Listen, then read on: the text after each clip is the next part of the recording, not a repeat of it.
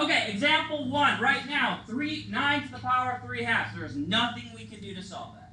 Okay? We can't rewrite 9 as 9 times 9 times 9. We can't, there's nothing we can do until we first, step 1, rewrite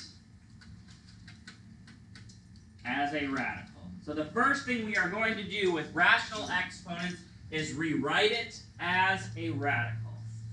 Okay, so that's what we just did on our note card. We need to rewrite 9 to the power of 3/2 as a radical. Okay, so we're going to draw our little radical, and we're going to make sure we put everything in the spot where it belongs.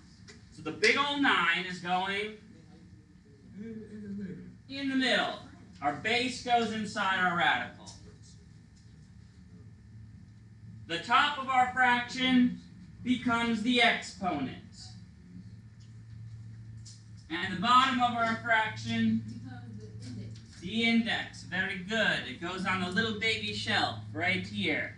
And that tells us that this is a second root, which is a special one called a square root. We don't even need to write the 2 because it's so special. Once it looks like this, it's actually way easier to solve, even though it looks a little complicated, because now what we're going to do, step 2, is simplify the radical. Simplify the radical. So we're going to ignore the little 3, our exponent, and we're going to ask ourselves, or pick up our calculator, and figure out what is the second root, or square root, of 9. What number times itself twice is 9? That's 9 squared, but what number times itself will get us to 9? 3. Very good. Remember, if you do not remember how to put this in your calculator, you could make yourself a note that it is second and then the x squared button. This is how we put in a little radical into our calculator. Second x squared. Okay? And then you can type in 9 and click enter. We need to make sure we drop down our exponent, which is 3. And all we have left to do is now to simplify the power.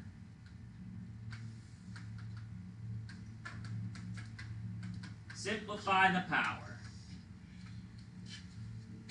So we can take our calculator and use that little caret button to click 3, caret 3, click enter. What is 3 times 3 times 3? Should get 27. Very good. Our final answer is 27. Right here, we took the second root of 9 to get 3. So in our calculator, if you click second x squared, it'll pop up the square root, type in 9, and you get 3.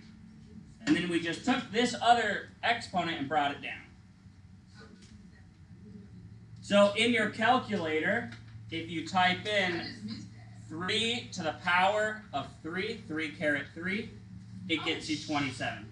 3 times 3 times 3. Good question.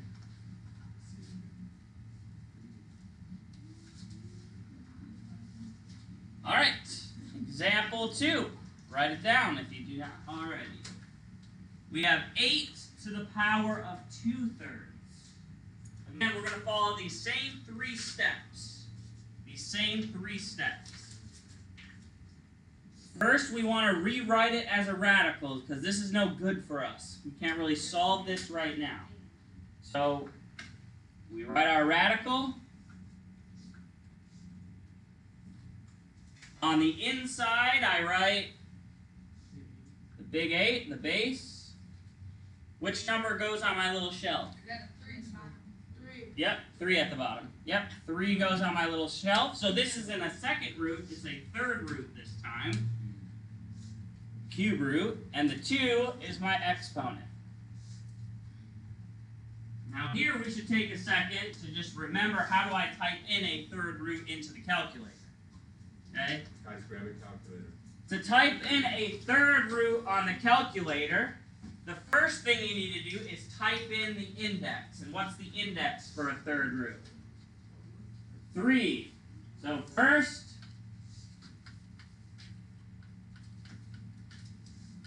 type the index.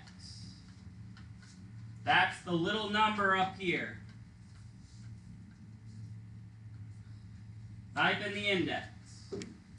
So in this case, you're going to type in 3. Then, you're going to click second, and then the caret button. And now your calculator should be a number, and then it should be the little square root symbol with a little X.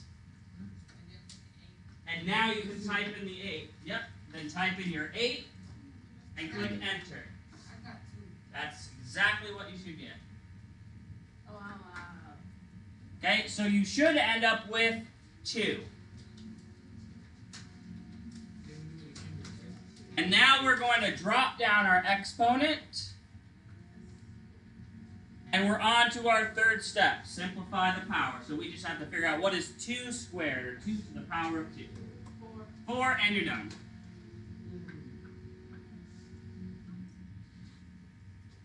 Good work.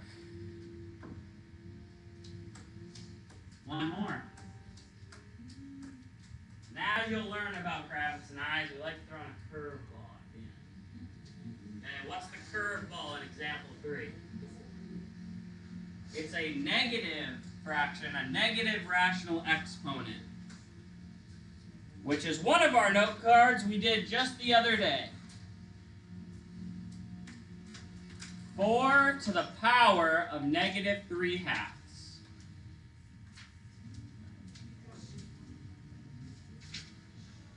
So negative exponents are no good.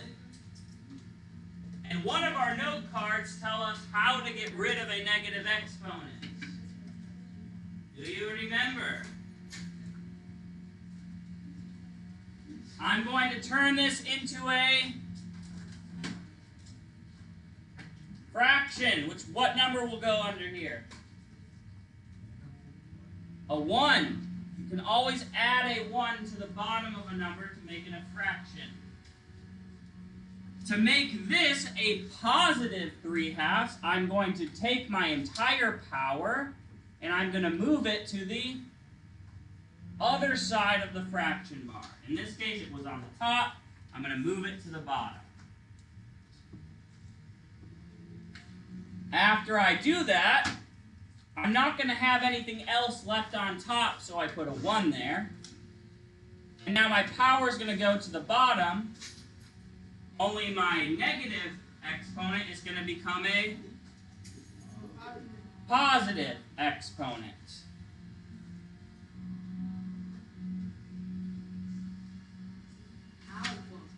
Now that it's all positive, now I can follow my 3 steps. So first, we need to rewrite the power. Now, even though it's on the bottom of the fraction, we're still going to do it the same. So on the bottom, I'm going to draw my checkity mark. I'm going to put my big old 4 on the inside. What's going on my little shelf? A 2. And the 3 becomes my exponent. Okay? So let's simplify our radical. What is the second root of 4, or square root of 4? 2. So now I have 1 over 2, and I just cannot forget what do I have to bring down? The 3. And 2 to the third power is 2 times 2 times 2. 8. Don't add, multiply. Boom, done. You just use 2 laws of exponents. Good work. 2 out of 8. Does that make a problem that uses all 8? That would be a fun, nice and big problem. Okay, we got 3 problems, and these are the big boys. Big kid questions. Are you ready? Big kid questions. 3 of them. They're so big, they each have their own slide. Just mentally preparing you. You'll be A-okay. I'm your guide. First example, I'll make it bigger for you. 64y squared all to the power of 3 over 2. 64y squared all to the power of 3 halves. We are going to have to use a couple of our laws of exponents. We're going to have to use our simplifying rules that we just ran through. But our goal is to evaluate and make this as simplified and small as possible. Take a look through your note cards and find one for when we have multiple things in a parentheses and an exponent outside. Which note card matches that? Let me find it. Find it in your note cards. When there's multiple things in parentheses raised to a power. Bingo! You should be finding the power of a product. Yes, very good. The power of a product. The power of a product. When we have multiple things inside, what do we do? Look at the back side. Distribute what? The exponent. Okay, so watch what I'm going to do. I'm going to take this exponent, 3 halves, and who's going to get it? The 64 is going to get it, and the 2 is going to get it. So the 64 is easy peasy. It's going to become 64 to the power of 3 halves, right? But what's going to happen with the y squared? It already has something. So this is a power to another power. What do I do when it's a power to a power? It's one of those two, yes. Multiply. If you find a note card that says power to a power, it should say on the back side to multiply exponents. Okay, so I'm going to have times y. So we need to figure out what is 2 times 3 halves. We have to figure out what is 2 times 3 halves, because I have to multiply my 2 exponents. What is 2 times 3 halves? 2 times 3 divided by 2.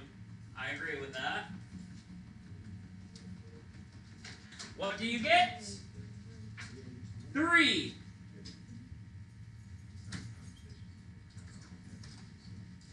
So we've already used 2 of our laws.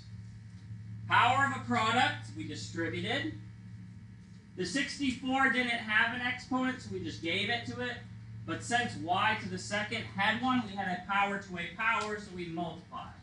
So now we are here. There's nothing we can really do with y to the third. But we just did a bunch of problems that look like 64 to the 3 halves. That's a rational exponent, and so what do I do with rational exponents? What do I do with the rational exponent?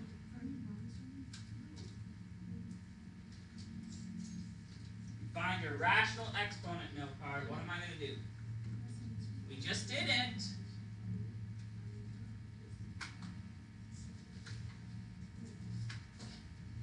What do we do with rational exponents? Do you remember the last slide? This is what you do with rational exponents. I'm going to take 64 and you tell me, what am I going to do? What am I going to do?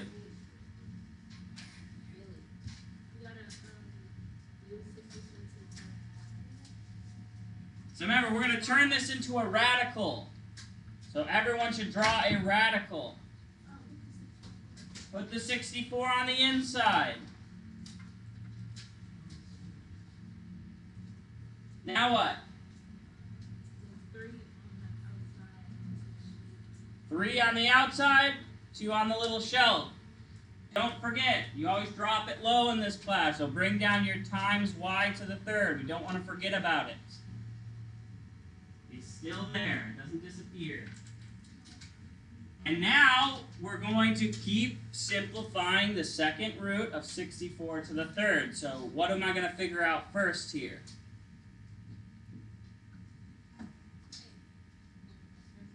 Yeah, what's the second root of 64? 8.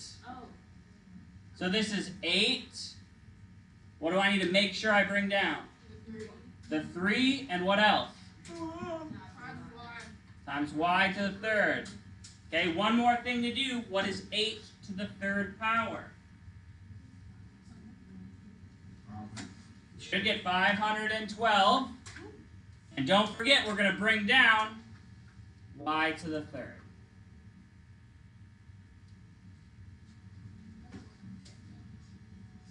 There's our whole problem. Look how we go step by step. We use one law at a time. We organize our work in a nice vertical line. One by one. Okay, so this was, our mild. We're going to go on to medium next. And then we're going to end with a spicy problem. Then we're done. Okay. Example 5. I'll make it bigger. Alright, we're getting a little spicier.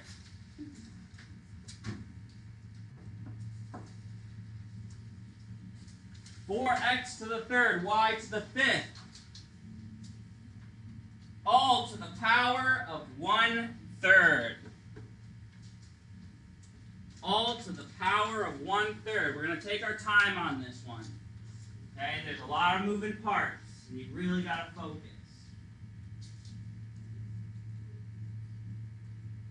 We're going to start off a lot like the other ones, because which law is this right now? Power of a product. We have a bunch of things being multiplied, products, all raised to a power. So the first thing we're going to do with this 1/3 is we're going to share the love, right? Distribute it. Give it to everything. Give it to the 4. Give it to the x. Give it to the y. Give it to everything. Giving it to the 4 is easy peasy. It doesn't have an exponent, so it's just going to be 4 to the power of 1/3. Okay, the next one's a little trickier because x already has an exponent. So I have a power to a power. When you have a power to a power, what do you do with your exponent? Multiply. What is 3 times 1/3? It's just 1. And we don't ever write exponents of 1, so we can just write x. X is the same as x to the power of 1. We just usually don't write the 1 in that. You don't need to write it. I just wrote it there so you know it's technically there, but mathematicians don't usually write 1s. And last but not least, super tricky here. We need to make a note at the end of our other side of our page. But what is 5 times 1/3?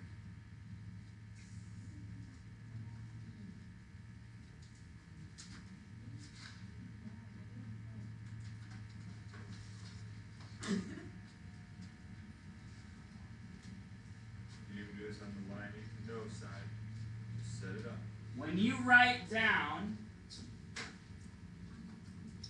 5 times 1/3, what number can you always write underneath something to turn it into a fraction? 1. And if you remember from last week, when you're multiplying, what do? You just multiply across. What is 5 times 1? What is 1 times 3? 3. So 5 times 1/3 is 5/3. So here's what's super important. If you type in 5 times 1/3 in your calculator, it gives you a decimal, doesn't it? Can we write this as a decimal here? No, because do we know how to turn decimal exponents into a radical? It has to be a fraction. So we need it to be in fraction form. So if you did put it into your calculator, you would need to know how to turn it into a fraction in your calculator before you write it down. So y to the 5/3. Okay, so I've given everyone a little piece of that exponent, yeah? They all got to share the love. Now 2 of these pieces I'm going to have to do more with. One of them is already fine, good to go. Which one's already fine, good to go? The x, right? This has just a normal exponent. There's nothing else for me to do with it. But what kind of exponents do the other 2 have? Fractions, which means I got to do what we did on that last one in that last slide. So 4 to the 1/3, how am I going to rewrite this? Yep, put the 4 in the checkity mark, the radicals.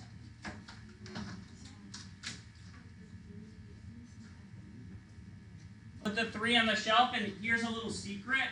We could put this 1 right here, but when you raise something to the power of 1, it doesn't change. So do you really need to write the 1? No. I'll put it in red right there, but we don't really need it. Okay, I'm going to drop down my x next, because we always drop things down. Again, it has an exponent of 1, but we don't need to write that. Y to the 5/3, how are we writing it? Draw the checkity mark. Who's going inside? The y is the base. Who's going on the shelf? Yep, bottom number on the shelf. 5 on the outside. Okay.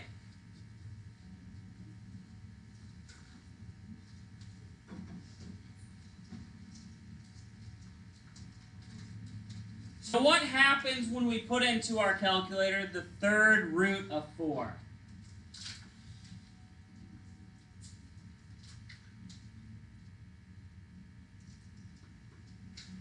Type in your index first, gotta type in the 3. And click your second caret. And the 3rd root of 4. 3. Second. Ready? Caret. You type in 3. Then you click second and push the caret button. And then type in 4.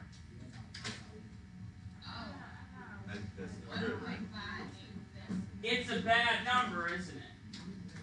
Now, if you get a gross, nasty, bad number, okay, we don't want to write down and have to round an irrational number. So, what you're going to want to do is, one, we got to see, can we simplify this? And here's how we can tell if we can simplify this, okay? If I were, you guys remember making factor trees? So like off to the side, if I write 4, what can I split 4 into? 2 and 2, okay? Now, a 3rd root can only be simplified if there are 3 of the same numbers in our factor tree, okay? A 2nd root, you only need 2. A 4th root, you would need 4. How many 2's do we have? Only 2, but we need 3. So that means that can't be simplified, so this 3rd root of 4 is just going to stay like that. Okay, now let's go to our 3rd root of y to the 5th power. And let's see if we can simplify that. If I rewrote this, so we know this is staying the same. We know x is staying the same. Let's look at the third root. Since this is y to the 5th power, how many y's are there? Y to the 5th means there's, so watch, 1, 2, 3, 4, 5. Many people. Okay? For a third root to be simplified, you need to have how many of the same things? 3. Do we have 3 of a kind in here? Yeah, look, I can circle 3 y's. So I'm going to take these 3 y's, and they get booted out. Booted out. They get the boot. I can't boot these 2 out because there's only 2. And they only can be booted out if there's whatever's on the little shelf. If there's only 2, they're going to have to stay. So when we circle 3 and get booted out, we just write a y in front so we know it got booted out. And what's left on the inside? 2 y's, but we would write y to the 2nd. The 2nd power, yeah. Okay? I'm going to bring down my x. I'm going to bring down my third root of 4. You guys having fun? Does that look nasty? Okay, now all we're going to do now, we just got to do a little bit of a cleanup step, right, Carlos? Got to clean her up. Okay, clean her up. So what things are not inside a radical right now? X and y. Whatever's not in a radical, they go in front. So x and y, they in front. Now, it's kind of ugly that there's 2 different third roots, right? That's kind of ugly. Do you agree? Okay, so instead of writing 2 separate ones, we're allowed to put them all inside of 1 third root. So I'm going to take my third root, and on the inside, I'm going to put a 4, and I'm going to put y squared. And this is all done. Yay.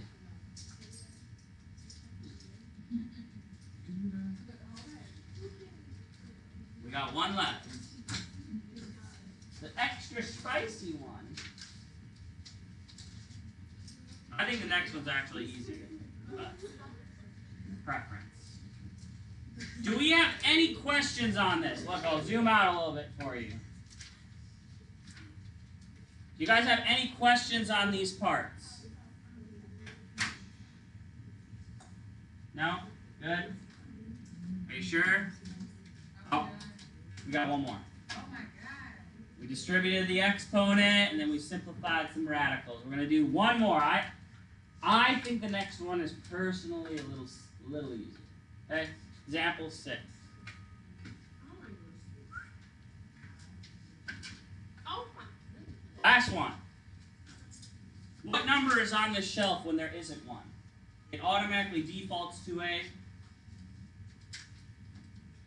2.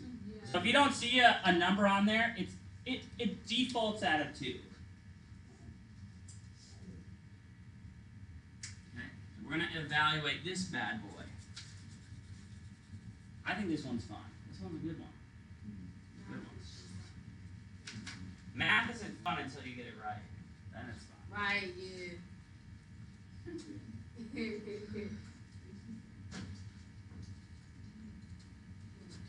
Okay, here we go. Watch. So we don't have an exponent this time. We have to give to everything. That's good. Okay?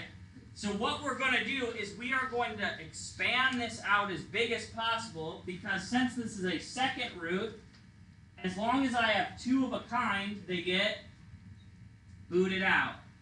So watch what we're going to do. We're going to go off to the side first, and we're going to make a factor tree for 20. So what can 20 split into? 10 times 2 times 10. And 10 can be split up to 5 times 2. And can we split anything else? No. So that means 20 splits up into 2, 2, and 5. Okay, so that's the first thing I'm going to add. Make a big old checkity mark. Yeah. Okay, so I have a 2, 2, and a 5. 2, 2, 5. Okay. Got a lot to write under there.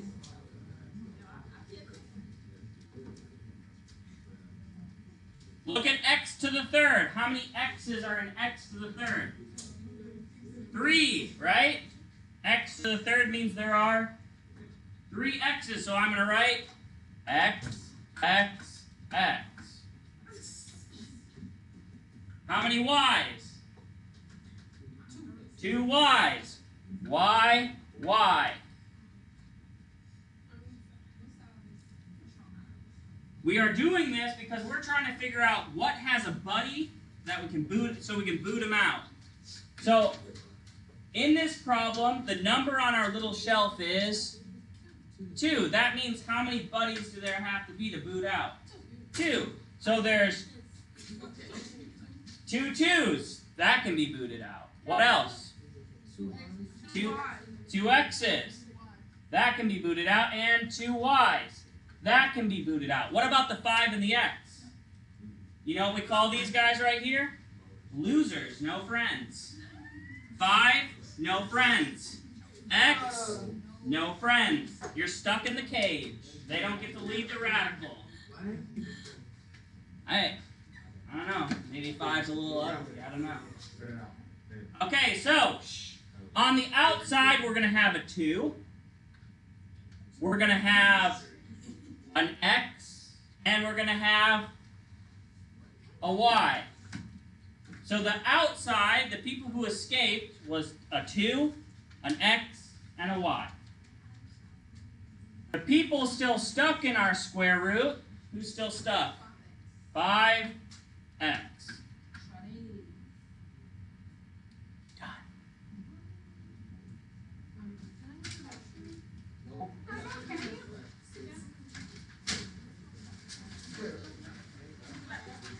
Alright.